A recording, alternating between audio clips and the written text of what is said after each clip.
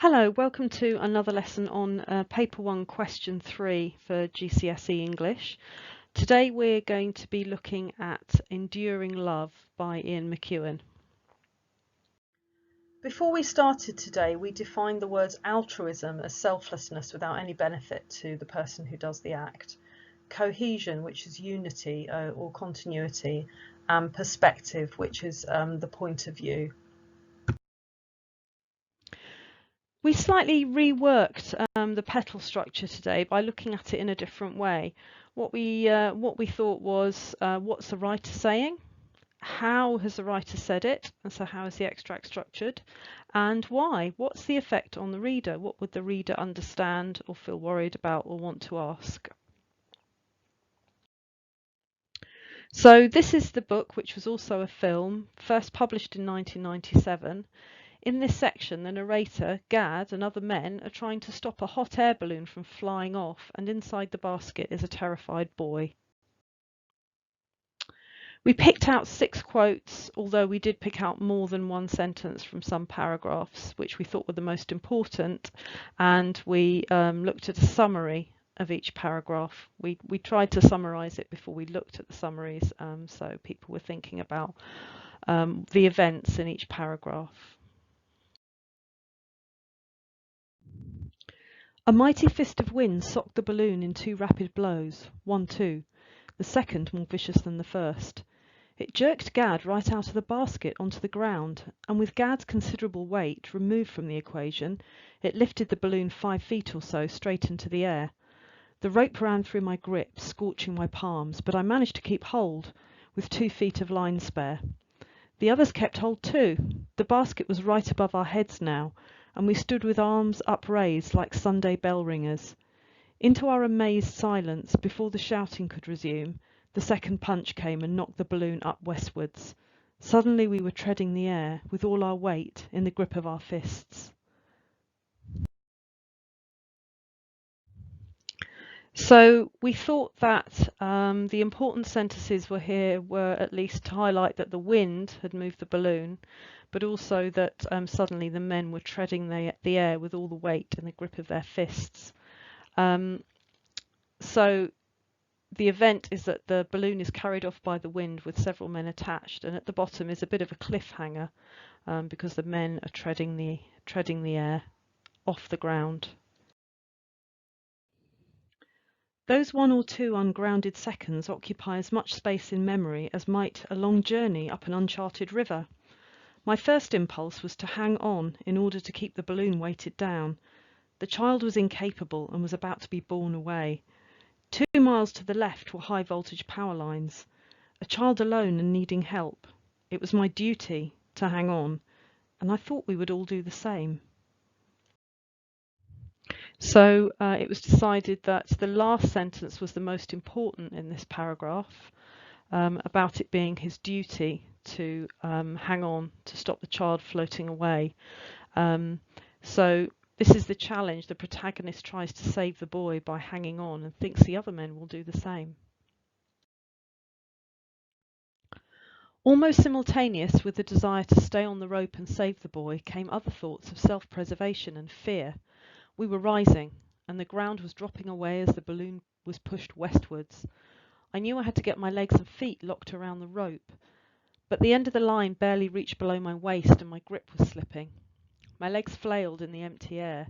Every fraction of a second that passed increased the drop, and the point must come when to let go would be impossible or fatal. Then someone did let go. Immediately the balloon and its hangers-on lurched upwards another several feet.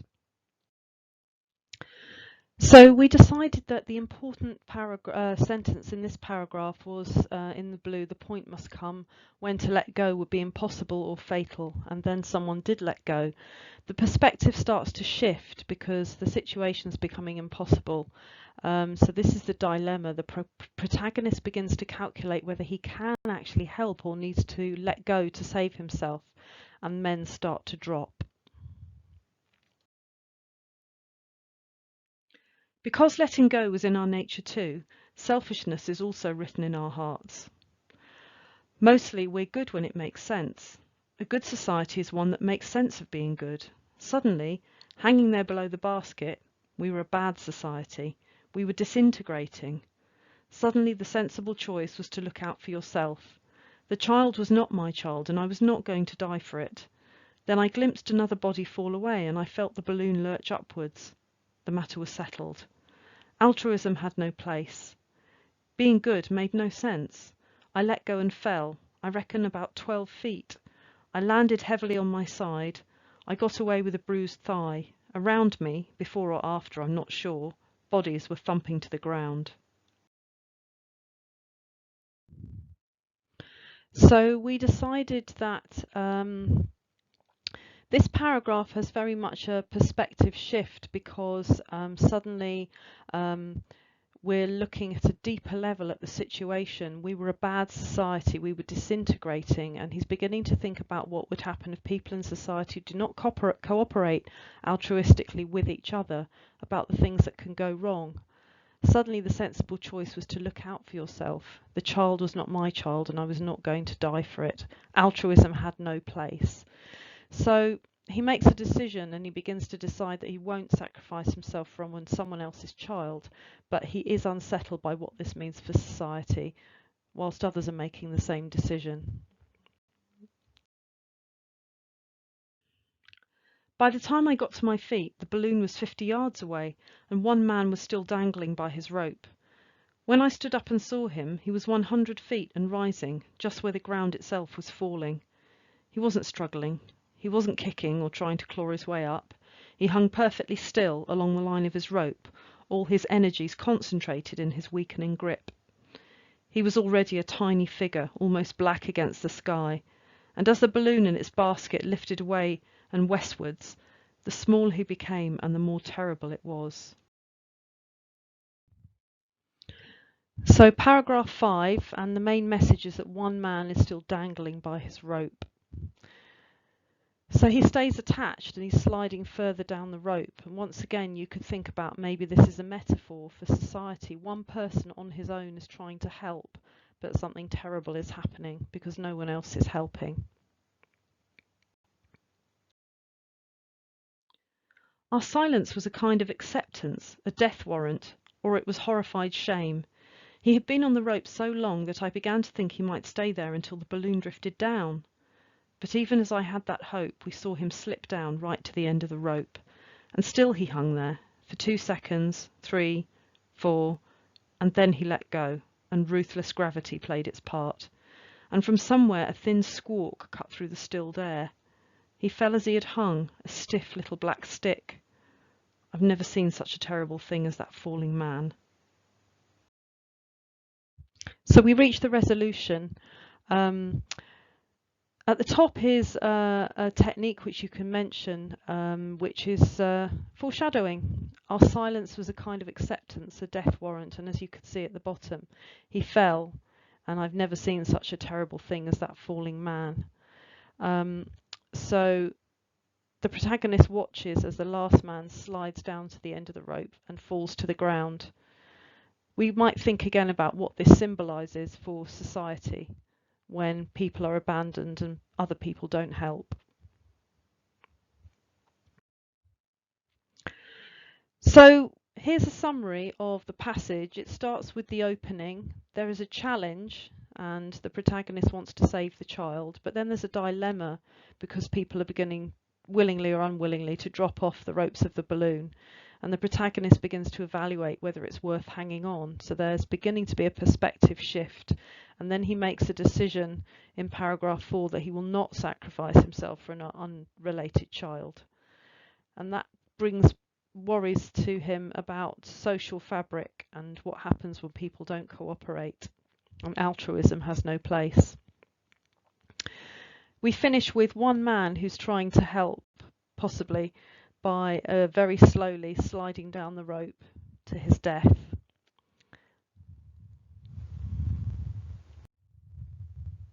So we've looked at the structure and we found important sentences for quotations and summarised each of the paragraphs.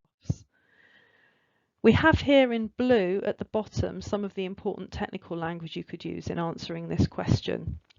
So we could look at the whole text, different paragraphs, not so much in this piece sentences, more paragraphs and the whole text.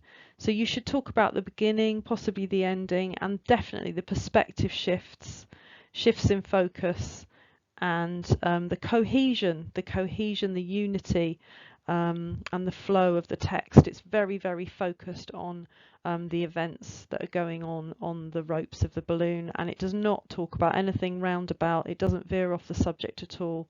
It's very cohesive. So this is the question that you might need to answer. You now need to think about the whole of the source. The text is from the beginning of a novel. How has the writer structured the text to interest the reader? You could write about what the writer does to create an atmosphere at the beginning of the extract, how and why the writer changes focus as the extract develops, and any other structural features that interest you. So we have mentioned a few. So it's how the extract is organised and how they link together, the sections. We came up with a few ideas. The important parts of the question are shown in blue, looking at the whole of the source. How has the writer structured the text to interest you as a reader? So we thought, what are the protagonist's attitude to the boy and how does it change? It changes very much between paragraphs 2 and 4 as he decides that he's actually not going to sacrifice himself to save the boy. Everyone's let him down and he actually can't. So he has a perspective shift from altruism to self-preservation, which is on his conscience and makes him worry about the state of society, if that's done on a larger scale.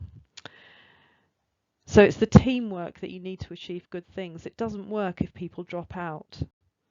And it's a very cohesive piece of text. It's in chronological order, in order of time, very tight, very focused, no extra detail.